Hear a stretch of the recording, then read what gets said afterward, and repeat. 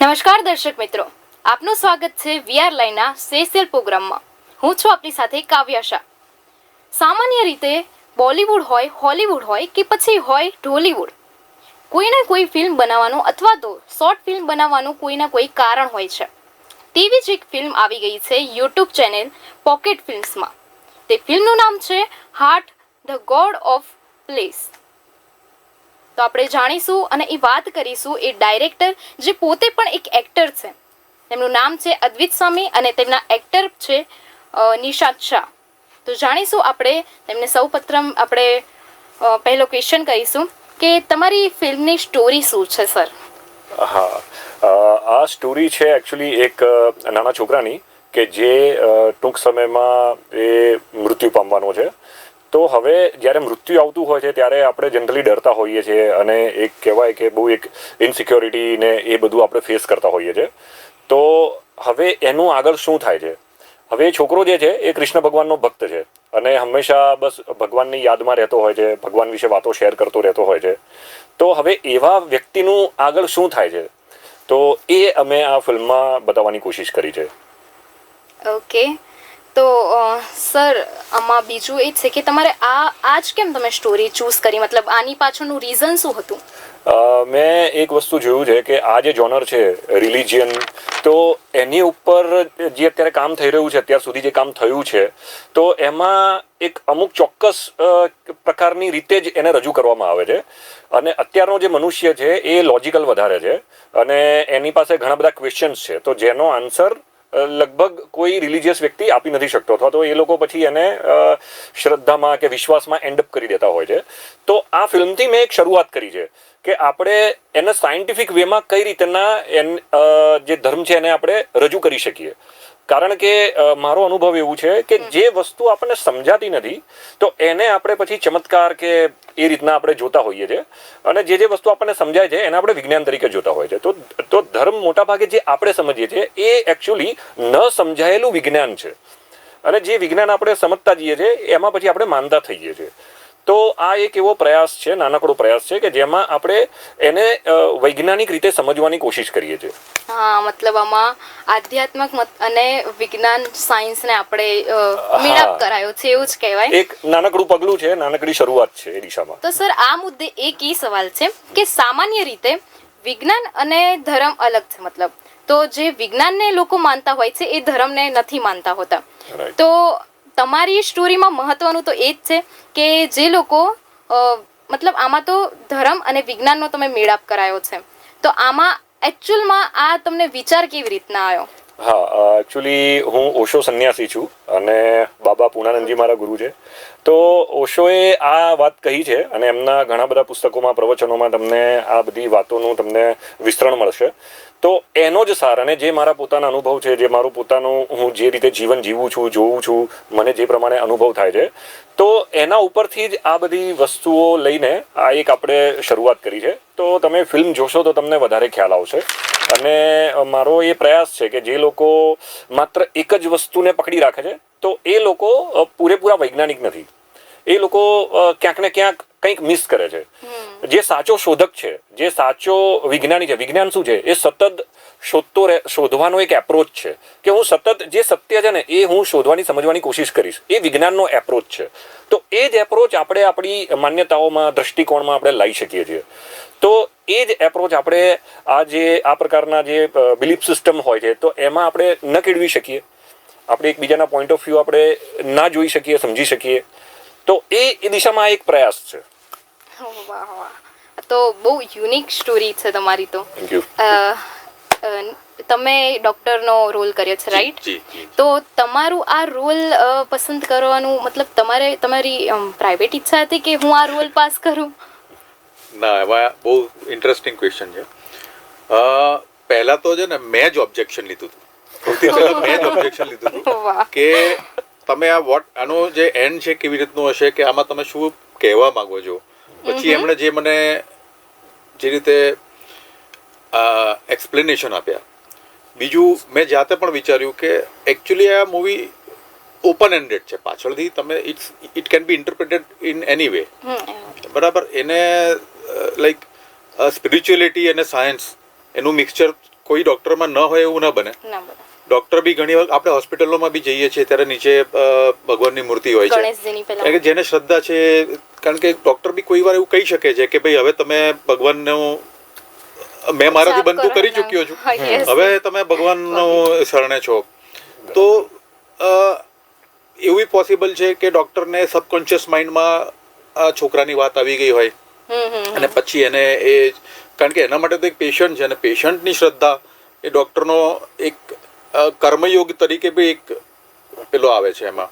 એટલે મને થયું કે ના, it's not that one way or one sided, it can be open ended, it can be interpreted in any way. એટલે પછી મને થયું કે ના, it is well balance. Yes. મેં એમને એક વસ્તુ એ પણ કહી હતી, મેં કીધું તમે જી.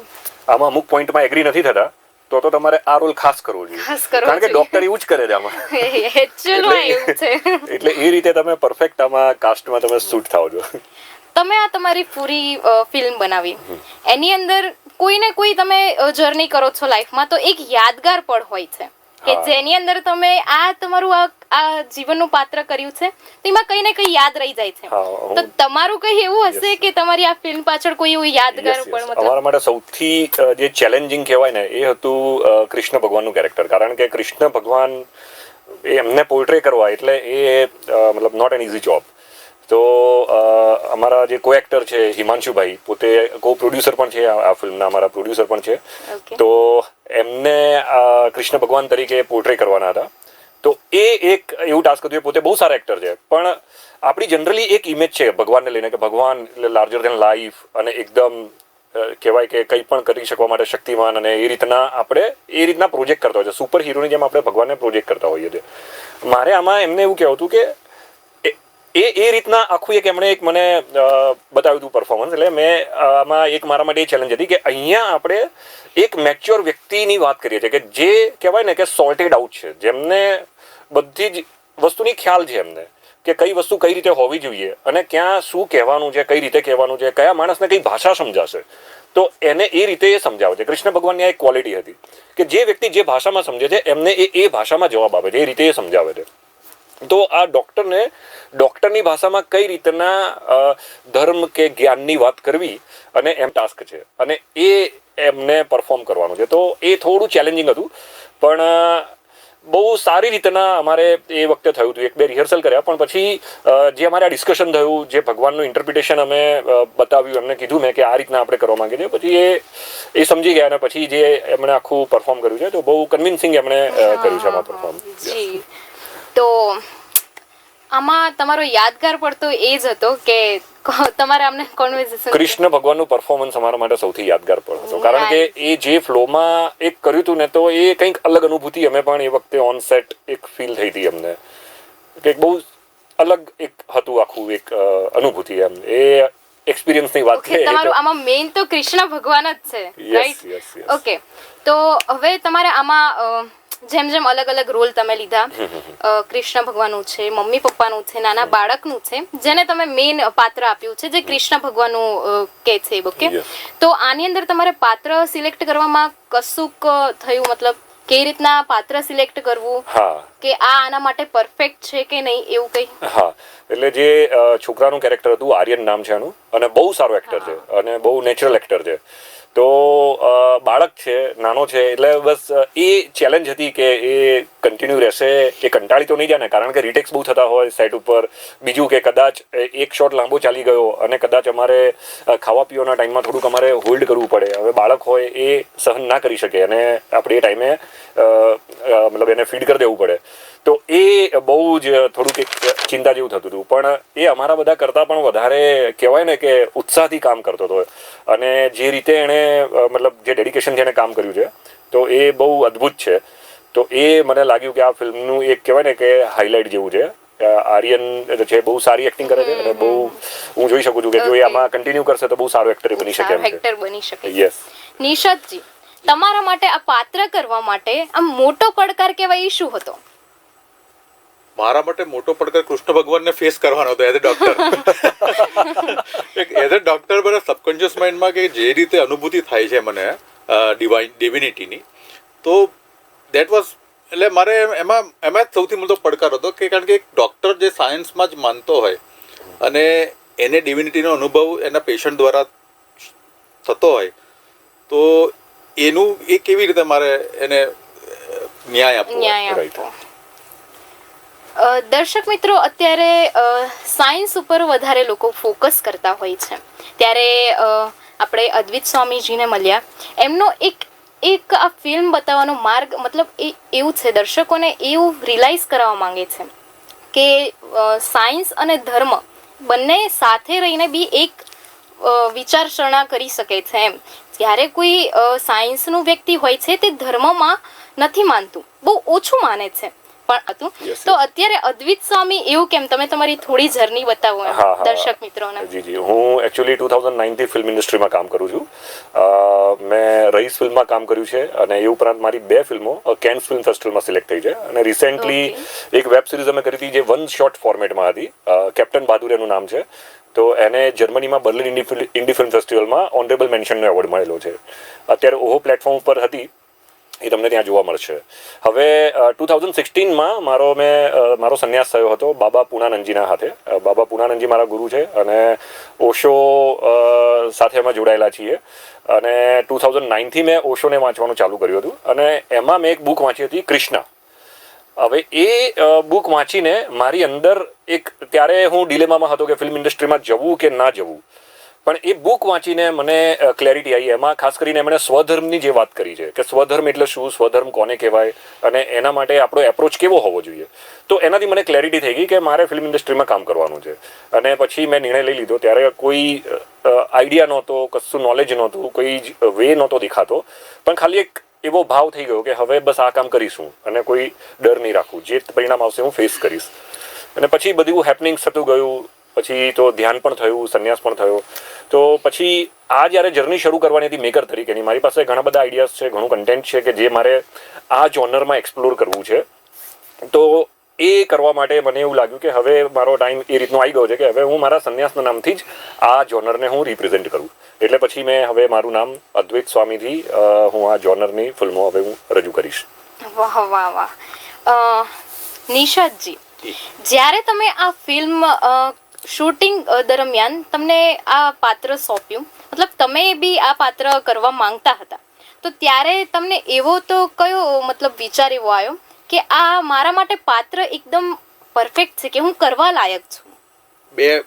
બે વિચાર હતા, એટલે 2 અનુભવ હતા મારા. એક તો હું પોતે સાયન્સ ફિક્શન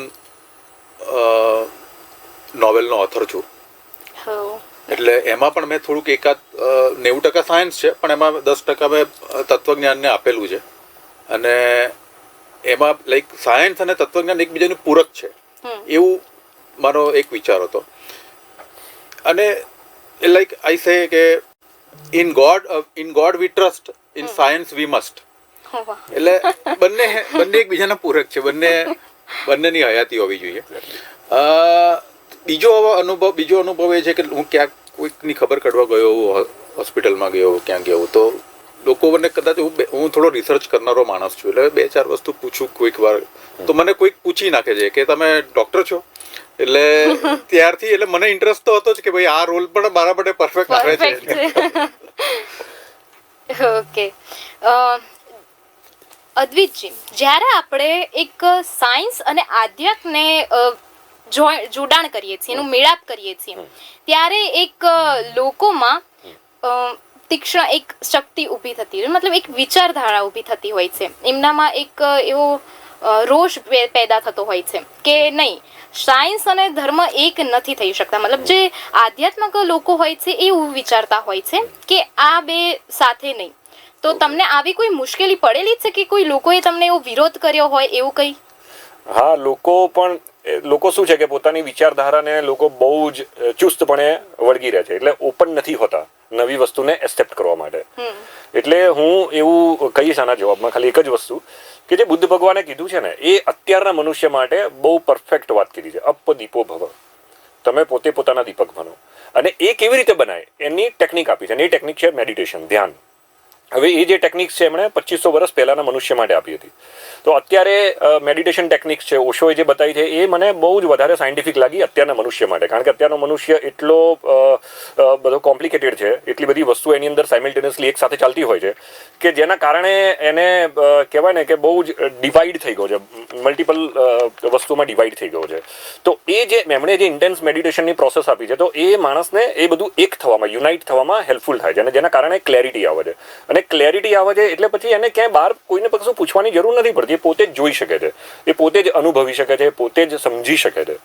તો એ જ છે અપદીપો ભવ. જેમ જેમ આપણે સમજતા જઈએ, જેમ જેમ આપણી સમજ મોટી થતી જાય, વિશાળ થતી જાય, એમ એમ આપણું એક પોઈન્ટ ઓફ વ્યૂ બ્રોડ થતું જાય, એમ આપણે બીજાને પણ સમજી શકીએ છીએ. કોઈ આપણો વિરોધ કરે છે કે કોઈ આપણી સાથે એગ્રી નથી થતું તો એ આપણે ખ્યાલ આવે છે કે ઓકે હવે એમની સમજ આટલી છે તો એ આટલું સમજે છે, તો એમાં કંઈ ખોટું નથી. આ એક પ્રોસેસ છે, આ કન્ટિન્યુઅસ ચાલતી પ્રોસેસ છે જેમાં આપણે બધા કન્ટિન્યુઅસલી ગ્રો થઈ રહ્યા છીએ. તો એ રીતનું ચાલતું રહેવાનું. ઓકે નિશાદજી, આમને તો એમનો યાદગાર પળ કહી દીધો આ ફિલ્મનો. તમે બી એક રોલ કર્યો છે, તમારું બી એક ડોક્ટરનું પાત્ર હતું, તો તમારો બી કંઈક યાદગાર પળ હશે જો એ તમે દર્શક મિત્રોને જણાવો. મારો યાદગાર પળ છે જ્યારે એક ગુલાબ અને હું આપવા જાઉં છું મારા પેશન્ટને, એટલે બાળકને. એ વખતે મને ખ્યાલ છે, મારી પાસે મને ખબર છે કે he is not going to be living, બરાબર. એટલે અને એને ગુલાબ બી આપવાનું છે, એને કહેવાનું પણ છે કે ભાઈ તારા હૃદયમાં ભગવાન છે, મને ખ્યાલ છે. અને આઈ થિંક એ મારો એ યાદગાર પળ હતો કે એને માથે પણ હાથ ફેરવવાનો છે. એ જે લાસ્ટ મોમેન્ટ સીન હતો ને એ મારા માટે યાદગાર હતો. તો જ્યારે આપણે એક ફિલ્મ બનાવતા હોઈએ છીએ ત્યારે એમાં એક યાદગાર પળ બી હોય છે અને એક એવો મુશ્કેલી વાળો બી પળ હોય છે કે દરેક ફિલ્મ બનાવતા આ વસ્તુ થાય જ છે કે કોઈને કોઈ એક ફિલ્મ બનાવવા માટે એક મુશ્કેલ પળ આવતો હોય છે કે એ ફિલ્મને પાર કરવા માટે બહુ મુશ્કેલી પડતી હોય છે. તો તમારી જોડે એવું કંઈ થયેલું છે કે આ ફિલ્મ માટે એક પડકાર તમારા માટે ઊભો થયો હોય એવું? સૌથી પહેલા ફિલ્મ માટેનો પડકાર હતો કે એના માટે પ્રોડ્યુસર્સ અને એ સેટઅપ, પ્રોડક્શન સેટઅપ અમારે એરેન્જ કરવો. એટલે 2019 થી હું ટ્રાય કરતો હતો અને એ પછી હમણાં એ વસ્તુ શક્ય બની. તો એ બહુ જ ટફ હતું કારણ કે લોકોને કન્વિન્સ કરવા આ જોનર માટે, તો એ એકચ્યુઅલી બહુ ટફ છે કારણ કે લોકોમાં હજી એટલી એક્સેપ્ટેબિલિટી નથી કે આ જોનરમાં કામ કરવું. લોકો કંઈકનું કંઈક પહેલેથી જ પ્રી ઓક્યુપાઈડ હોય છે સો એન્ડ સો ફિલોસોફી અને સો એન્ડ સો થોટ્સ માટે, તો એ થોડુંક અઘરું બની જતું હોય છે. અને બીજું કે એક્ટર્સ જે જનરલી કામ કરતા હોય છે મેઇન સ્ટ્રીમમાં, તો એ બધા લોકોને એક ડર હોય છે કે આ જોનર એક્સેપ્ટ નહીં થાય તો, આ લોકો પસંદ નહીં કરે તો, લોકો શું કહેશે, લોકો નેગેટિવ કહેશે તો, એટલે પછી એ લોકો આ જોનરમાં નથી આવતા અને નથી કામ કરતા. તો આ બધી બહુ ચેલેન્જીસ હતી, પણ ઇવેન્ચ્યુઅલી અમે આ બધું કરી શક્યા અને હવે સક્સેસફુલી રજૂ કરી શક્યા છીએ. તો thank you for that. Okay, તો તમે અમારા માધ્યમથી અમારા દર્શકોને આ ફિલ્મથી શું સંદેશો આપવા માંગો છો? આ ફિલ્મમાં બે મુખ્ય વસ્તુ છે. એક તો જે આપણે ચર્ચા કરીએ કે જે ધર્મ છે, વિજ્ઞાન છે, એ જોડાયેલા જ છે. ધર્મ એક એવું છે કે જે કહેવાય ને કે એક્સપ્લોર થવાનો બાકી છે, અને જે એક્સપ્લોર થયેલું છે ને એ વિજ્ઞાન બની જાય છે કારણ કે એ હવે આપણે જાણી લીધું. તો જે જાણી લીધું ને એ આપણા માટે વિજ્ઞાન થઈ ગયું, એ લોજિક થઈ ગયું, એનું આપણને એક ચોક્કસ પદ્ધતિ ખબર પડી ગઈ. પણ હજી ઘણું બધું છે કે જે જાણવાનું બાકી છે, જે એક્સપ્લોર કરવાનું બાકી છે. તો એ આપણા માટે ક્યાંક ને ક્યાંક બિલીફ સિસ્ટમ કે ક્યાંક ને ક્યાંક હાઇપોથિકેશન કે એ રીતનું રહેશે આપણા માટે. તો આ જે ઓનગોઈંગ પ્રોસેસ છે ને એન્ડલેસ છે, કારણ કે એ હંમેશા જે જાણવાનું બાકી છે ને એ વધારે જ રહેવાનું, એ એન્ડલેસ છે. તો એ તો આપણે ચર્ચા કરી લીધી, પણ બીજી એક ખાસ વાત એ છે કે જે આપણે ચર્ચા નથી કરી, એ છે કે મૃત્યુનો ભય. માણસની અંદર મૃત્યુનો ખૂબ જ ડર હોય છે. અને બીજું કે આપણે મૃત્યુ એક એવી ઘટના છે ને કે જેને આપણે જ્યાં સુધી એ નજીક નથી આવતું ત્યાં સુધી આપણે એને ઇગ્નોર કરીએ છીએ. તો એ વસ્તુ આમાં આપણે બતાવી છે કે જ્યારે એ બાળક છે એને પોતાને પણ ખબર છે કે એની સાથે શું થવાનું છે, છતાં પણ એનો જીવન પ્રત્યેનો એપ્રોચ કેવો છે, એ કેટલું આનંદથી, કેટલું પ્રેમથી, કેટલું ભક્તિભાવથી જીવે છે. તો આ એક વસ્તુ અમે એક બાળકના કેરેક્ટરથી લોકોને બતાવવા માંગીએ છીએ કે જો આપણે આ એપ્રોચથી જીવન જીવીએ તો પછી મૃત્યુનો ભય રહેતો નથી, મૃત્યુ જ રહેતું નથી. કારણ કે એ મૃત્યુ એક કહેવાય ને કે જે આવવાનું છે એ ફિક્સ છે, પણ આપણે બદલી શું શકીએ છીએ? બદલી શકીએ છીએ કે ત્યાં સુધી આપણે પહોંચીશું, એ જે જર્ની છે એ જર્ની આપણે કેવી રીતે કરવી એ આપણે બદલી શકીએ છીએ. એ આપણો એપ્રોચ છે, એ આપણું મૃત્યુ કહેવાય ને કે સુધાર્યું કે બગાડ્યું, તો એ આપણો જે જર્નીનો એપ્રોચ છે ને એ નક્કી કરશે. તો એ અમે સરસ વાત કરી છે કે મૃત્યુ તો આવવાની જ છે, પણ એને આપણે કઈ રીતના બદલવી અને આપણા જીવનને આપણે કઈ રીતના ખૂબ મૂલ્યવાન બનાવવું, એ એક તમારી ખૂબ સરસ વાત હતી. અને એક આ પ્રોગ્રામના અંતમાં એક સવાલ છે કે તમારા બંનેની આ ફિલ્મ દ્વારા અમારા દર્શકો અને જે ફિલ્મ જોનાર છે એમની પાસેથી શું અપેક્ષા છે? બસ તમે ફિલ્મ જુઓ અને કોમેન્ટ કરો તમને શું લાગે છે. ઓકે, ઇટ્સ ઓકે, તમને તમારો પોઈન્ટ ઓફ વ્યૂ ડિફરન્ટ હોય, તમને કંઈક એવું લાગે કે તમારી માન્યતાને ક્યાંક ઠેસ પહોંચાડી છે, તમે એગ્રી નથી, અથવા તો તમને બહુ જ ગમી જાય, તમે એગ્રી થઈ જાવ. નિશાદ, મારે એટલું કહેવું છે કે સ્પિરિચ્યુઅલિટી, તત્વજ્ઞાન અને વિજ્ઞાન એકબીજાના પૂરક છે. તમે એને ઓપન માઇન્ડથી સ્વીકારજો, ઓપન માઇન્ડથી જોજો. અને as I said earlier, in God V trust, in science we must. વાહ વાહ, શું નિશાદજીએ સરસ વાત કરી છે. તો દર્શક મિત્રો, આપ અમારી સાથે જોડાયા તે બદલ આપનો ખૂબ ખૂબ આભાર. તમારો બી ખૂબ ખૂબ આભાર. અમારા ચેનલમાં જોડાયા અમારા દર્શક મિત્રોને એક ખૂબ સરસ વાત કરી. ફરી મળીશું આવા જ એક સ્પેશિયલ પ્રોગ્રામ સાથે. મને રજા આપો ત્યાં સુધી. નમસ્કાર.